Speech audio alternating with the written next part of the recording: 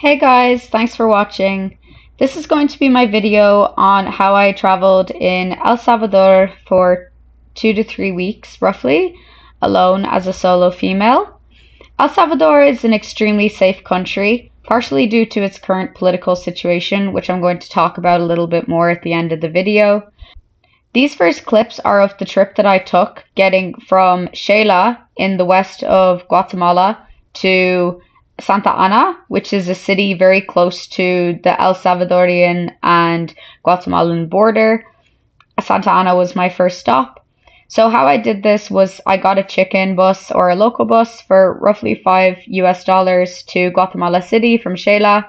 I spent a night in Guatemala City and then I got this bus pretty early in the morning. To get the bus to El Salvador cost roughly 19 USD, so around 18 euros. The second bus was pretty comfortable, especially in comparison to the chicken buses, so it felt like a bit of a luxury after traveling only on local buses for such a long time. Border crossing between Guatemala and El Salvador was probably the easiest I've had to deal with so far in Central America. I was really surprised actually, like there wasn't any line, it was really quick, and I didn't have any trouble at all.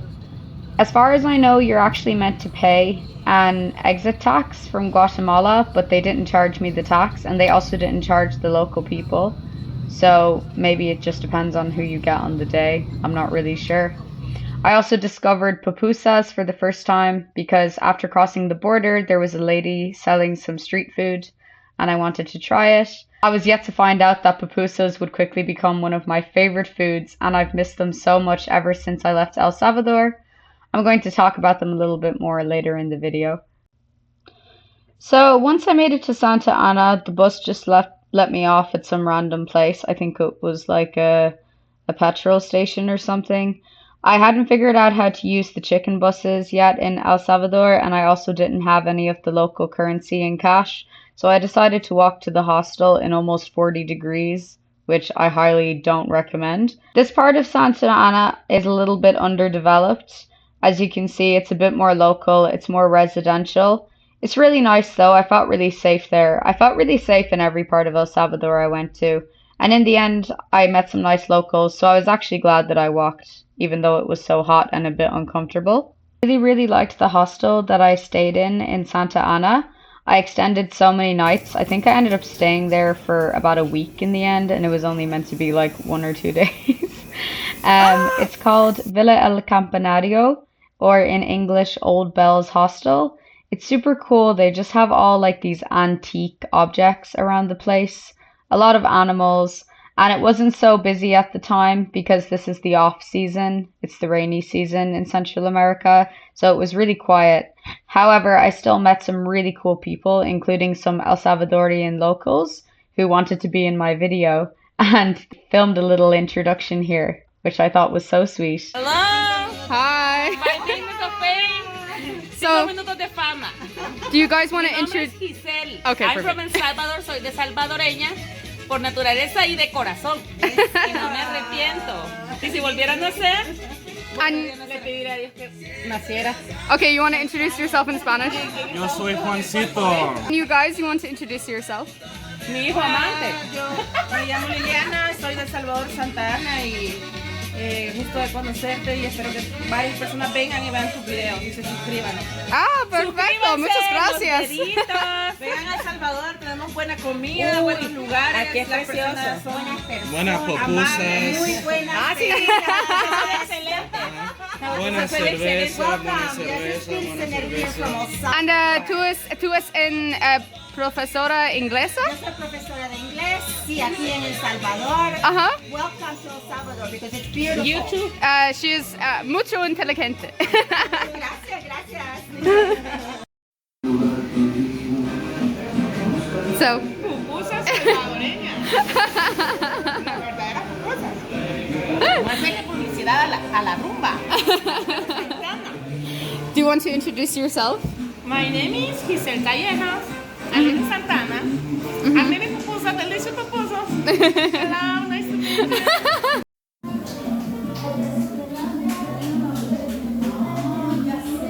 Besides hanging out at the hostel one of the days, I decided to walk into the city of Santa Ana. I visited the Cathedral of Santa Ana. You can see here, it's pretty famous in the city because of the white architecture. It's very beautiful and it's free to visit. I also saw this park, which is quite famous in Santa Ana because it's surrounded by municipal buildings and also by the National Theatre.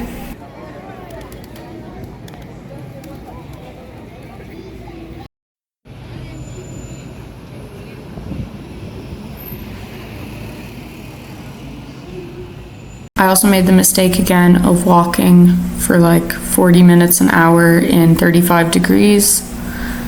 You can see me dying here in the next clip. It is hot, 31 degrees, and very humid. Such a cute little town.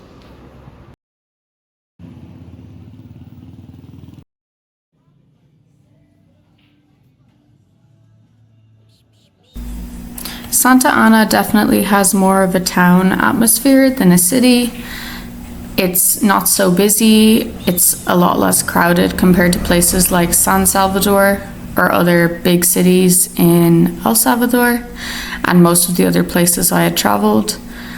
It's really nice though because there's still a lot of people and people are very friendly and very welcoming. They really like to see tourists coming to their country because up until 2019, El Salvador had a really bad political and security crisis. It was considered one of the most unsafe countries in Central America. However, since 2019, the government changed and El Salvador is now considered one of the safest countries in Central America, which you can definitely feel there. I'll mention this when I talk about San Salvador, the capital city, but it's very rare that as a solo female traveler, I can find a place where I feel totally safe to just walk around on my own, even at night, and where I get zero harassment or zero problems. This was another local food that I tried. It's called yuca cassava. It's like a vegetable or a root vegetable that grows in Central America, and they cover it in this spicy vegetables, kind of similar to the pupusas. It's really good and it's got a really soft texture on the inside, and you can buy it as a street food for less than $1 normally. One of the highlights of my time in Santa Ana was hiking the Santa Ana volcano. So you can get a bus from this terminal, De La Vencedora terminal. It cost me less than $1 in USD. The bus brings you by the lake in El Salvador, which is a really beautiful view. If you get the first bus at 7:30, you can join a group tour, which only costs around $6. It's $3 for the entry and then $3 for the actual tour to hire the tour guide. I recommend doing this because if you go later, you're going to have to hire your own tour guide, or you're going to have to go in a smaller group, which can be quite expensive because you split the cost. I didn't find the hike too difficult. It's not particularly steep and it only takes a couple of hours to get to the top. So I think it's really family friendly and beginner friendly if you don't normally hike volcanoes.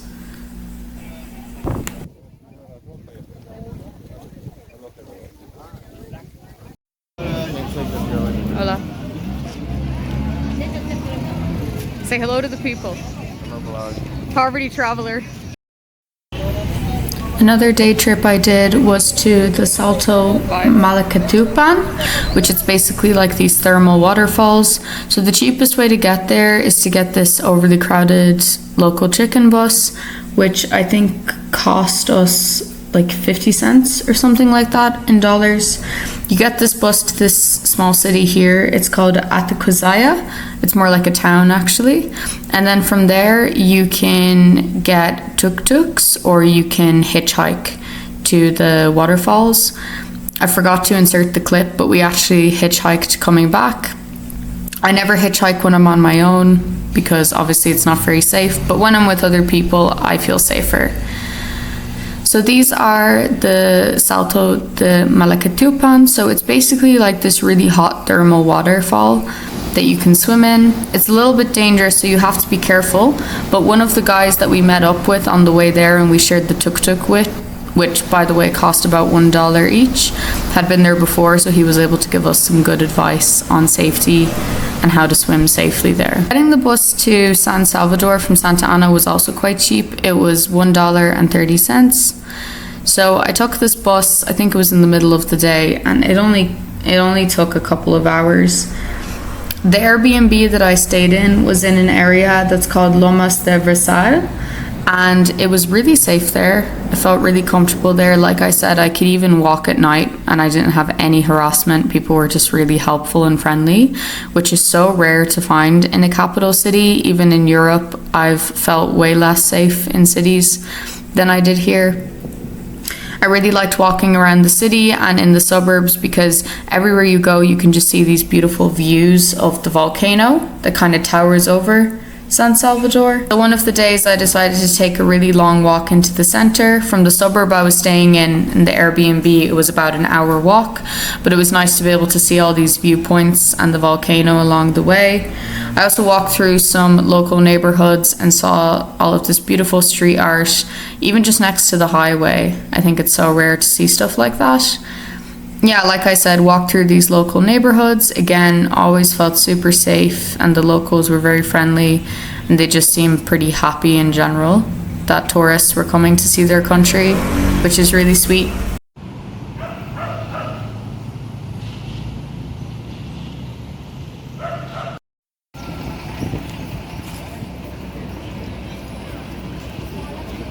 My first stop in the city was the National Library of El Salvador, which is basically this insanely huge library that was built in collaboration with the Chinese government.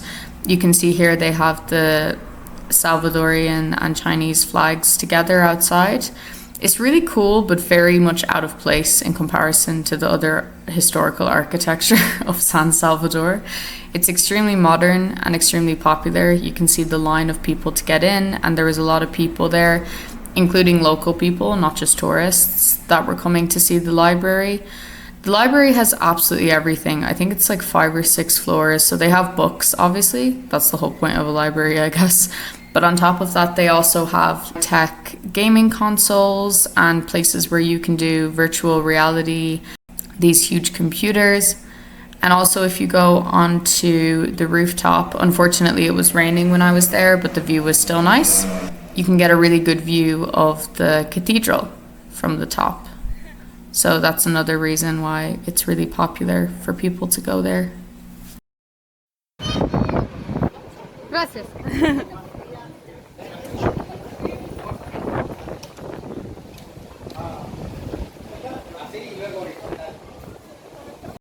The historical center of San Salvador is really nice in general. You can see the parliamentary buildings here. I really like the architecture. They have this beautiful cathedral. And then they also have this square here where you can see these statues. You see the San Salvador Theater. And in general, it's just a really nice capital city to walk around. It's not overly crowded, but it's not empty either. I think it's definitely one of my favorite capital cities that I've visited so far in Central America. Like I said, felt super safe there. I didn't think the places were particularly overpriced either. I didn't notice a lot of tourist traps and things like that, which is a really nice sort of refreshing environment, I guess, as a foreigner. After walking around the city for a while, I decided to go for some food and for a drink at this rooftop bar, which is called Morris's Rooftop.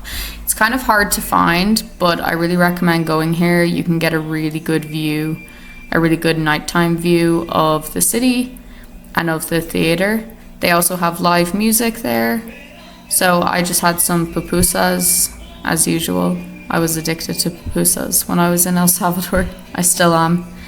And listened to the live music.